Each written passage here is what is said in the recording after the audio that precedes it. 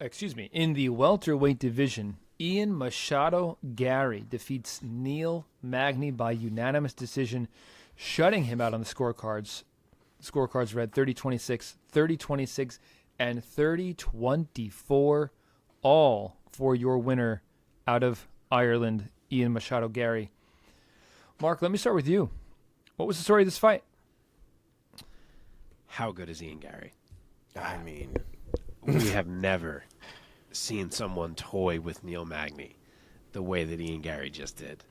I mean, he dropped him with a leg kick about 10 different times. I should have rewatched and counted it up. It started with the very first leg kick 5 seconds into the fight, so he must kick pretty damn hard.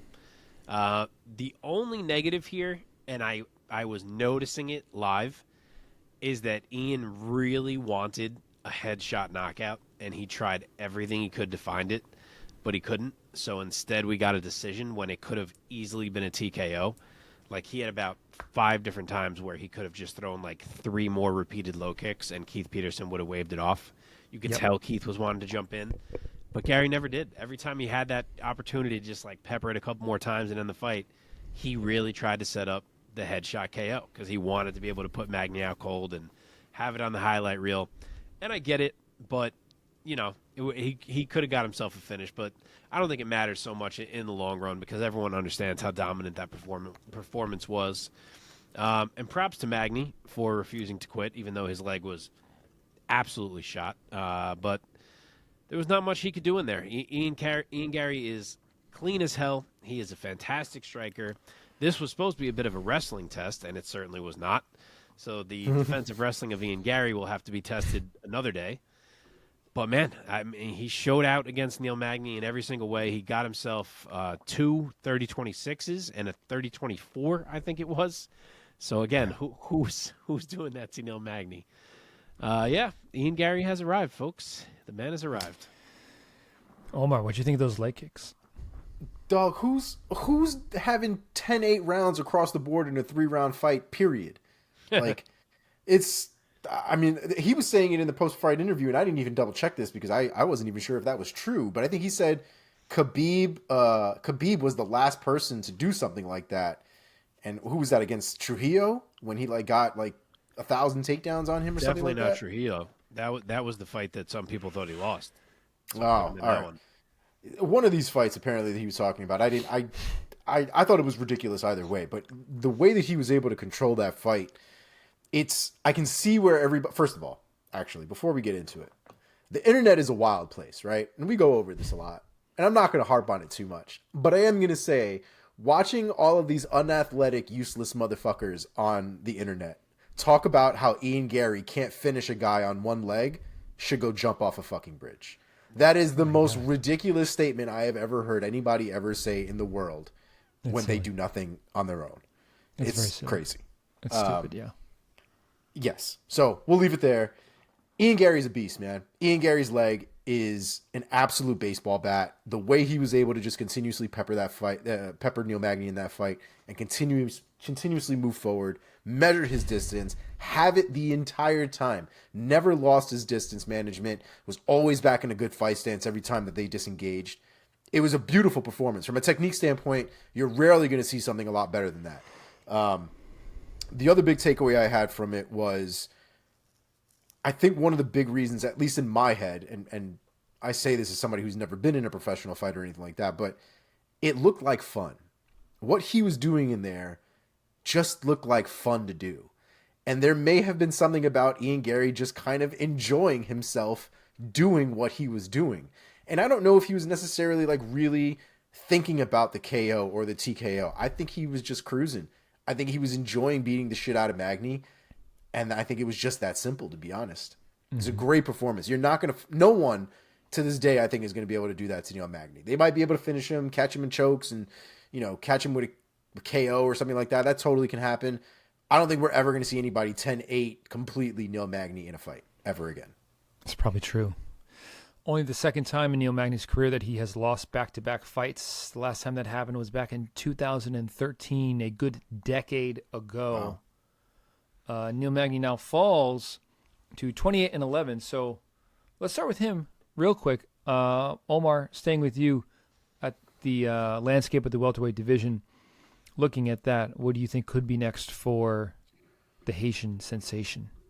So we had a lot of. I feel like there were a few fights on this card that people dropped out of, replacements were made, and things like that. And even after this fight, Neil Magny, Ian Garry moves up past Neil Magny, but Jeff Neal, I think, is still in front of him. So let's get him to fight Jeff Neal. Get Jeff Neal asses back in there. Let them fight, and let's see if. I don't know why that came out twice. I have no idea. Jeff Neal. Hands of Steel, Jeff Neal. Jeff Neal. That he should just shorten it like that. Yeah, but that's where I want him to go. It sounds like Wonder Boy is now everything anybody's talking about, and I could see that as well, just because of the striking acumen between the two of them. It's hard not to want to see that just for your own sake. Oh, man. Yeah. But I still want to see the Jeff Neal fight. I still think that Ian Garry is better than Jeff Neal, and I just want him to be able to prove it. I don't think I can think of any other fight at welterweight that I would want to see more than the fucking fireworks that would be Stephen Thompson versus Ian Machado Garry. Oh, so I found out Ian, it seems the story as to what happened between Ian and Neil Magny leading up to that fight seems a little rocky, but it sounds like it started between after a reporter asked Neil Magny about the shirt that Ian Garry was wearing with the mugshot of Jeff Neal. And it seems like that's where it started. It seems like Neil Magny might have had his own opinions about that. And I think that's where the ass whooping stuff came from. And I don't promote fights like that and blah, blah, blah, blah. So that might have been the catalyst of it all. And then it all kind of snowballed from there.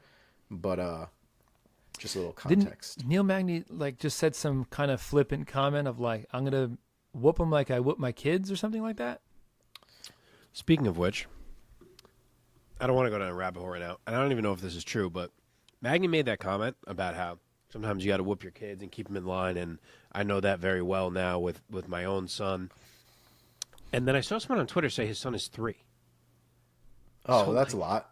So, what are we talking about? I hope he's not whipping a 3-year-old. Yeah.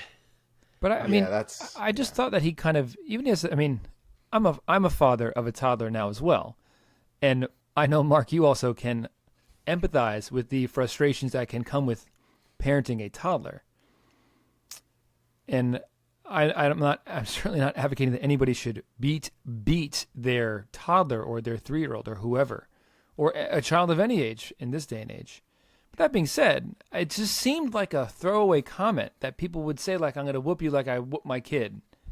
And it seemed to me like Ian Garry just took that and ran like Forrest Gump running out of his house. Would you ever say out of your mouth that you're going to whoop someone like you whoop your kid?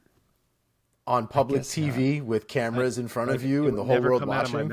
Because I don't whoop my kid, so why would that come out of my mouth? I guess. I don't. Yeah. I don't know. It's a strange one. And not it is a strange one. I get it that some people were raised that way and they think whatever. But if your kid is 3, I don't get it. I got a big problem with it, actually.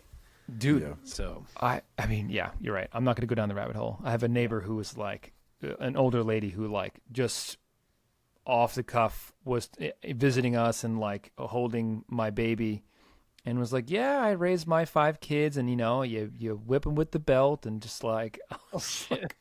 You can give me back my fucking child right now. And then she left, and I was I think she literally beat her kids old school back 30 years ago or whatever. Yeah. Anyway, she doesn't listen to podcasts, so I don't think she's going to hear this. Anyway, to circle back, me and Omar are on the same page with a lot of these matchups tonight because I agree. I know he asked for Wonder Boy. Obviously, as you said, it's incredible. I love it. Sign me up. Apparently, Wonder Boy said he's not super interested in it. But to me, that's fine because I agree with Omar. Go right back to Jeff Neal. I don't see any reason not to do it. I don't think beating Neil Magny has made it like he passed by Jeff Neal already. I still think that fight makes plenty of sense. I think at this point, though, you have to have a backup. Jeff Neal can't pull that shit again. It's true. Yeah. Okay, let's move on. Can I just match up Magny real quick? My bad. Yeah, go do it. Oh, yeah.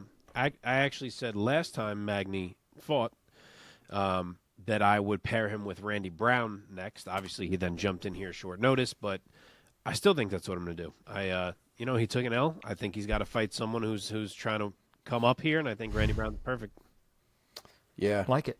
Like it. we are in a hallway here because there's not going to be a lot of changing in the way that we're looking at the future here, because I also have him against Randy Brown as well. So, agreed. Oh, the boys.